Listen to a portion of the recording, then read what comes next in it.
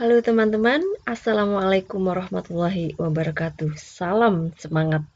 Jumpa lagi dalam video kedua. Kali ini saya akan membahas tentang komunikasi dalam e-learning. Kita tahu bahwa dalam komunikasi e-learning, kita mengenal komunikasi personal, interpersonal, dan impersonal. Yang pertama, kita mengupas tentang komunikasi personal. Sebelum membahas lebih dalam, kita pahami terlebih dahulu apa yang dimaksud dengan komunikasi.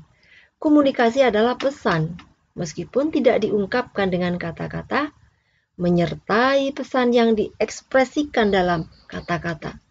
Kita kenal manusia karena adanya komunikasi. Komunikasi personal atau pribadi telah mengalami perubahan teknologi dan sosial dari era penulisan surat dan penggunaan telepon rumah. Perkembangan teknologi komunikasi telah mengubah cara individu terhubung dengan jaringan pribadi mereka.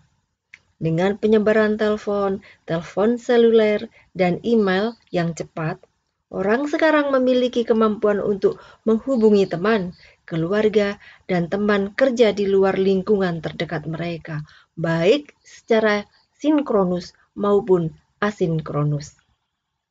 Komunikasi personal ini mengenali dan menggunakan potensi penuh pada diri siswa atau mahasiswa, dirancang untuk membuat diri siswa mahasiswa melakukan hal-hal tertentu secara bertahap. Dalam buku ini, sudah cukup bisa mengubah apapun dalam kehidupan siswa mahasiswa. Jika serius ingin memaksimalkan kemampuannya, maka harus mengambil tindakan dan kegiatan yang disediakan akan memungkinkan siswa mahasiswa secara praktis menerapkan prinsip dan teknik yang dibahas. Dengan demikian, akan tercapai hasil yang bermakna. Siswa mahasiswa melakukan komunikasi personal yang baik dan benar akan memiliki sistem yang berfungsi untuk mereka. Buku ini sebagai sarana yang efektif untuk melakukan perubahan, pengembangan, pencapaian, dan pemenuhan.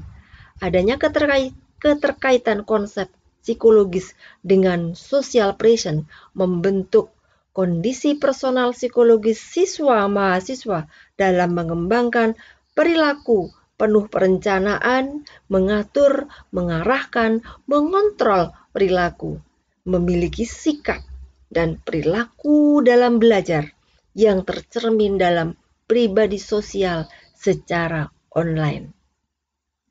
Selain komunikasi personal, selanjutnya adalah komunikasi interpersonal. Kemampuan interpersonal fokus pada efek komunikasi pada diri siswa dan mahasiswa.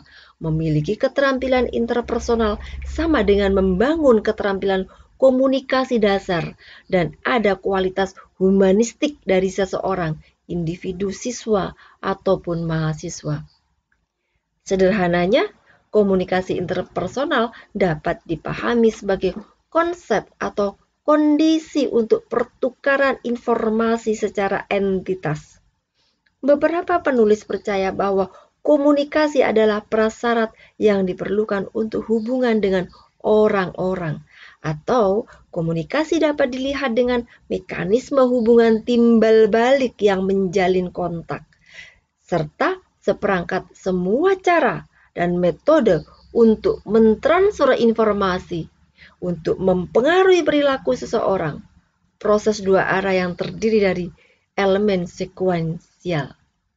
Selanjutnya, kita membahas komunikasi impersonal.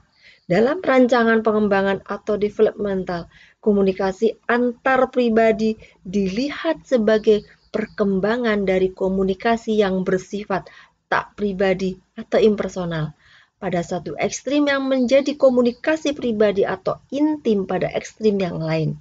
Perkembangan ini mengisyaratkan atau mendefinisikan pengembangan komunikasi antar pribadi. Untuk lebih jelasnya, kita bahas pada implementasinya. Kita mengenal komunikasi impersonal ada 3 faktor yang membedakan komunikasi antar pribadi dengan komunikasi tak pribadi atau impersonal. Yang pertama, prediksi berdasarkan data psikologis. Yang kedua, pengetahuan yang menjelaskan explanatory knowledge. Atau yang ketiga, aturan yang ditetapkan secara pribadi.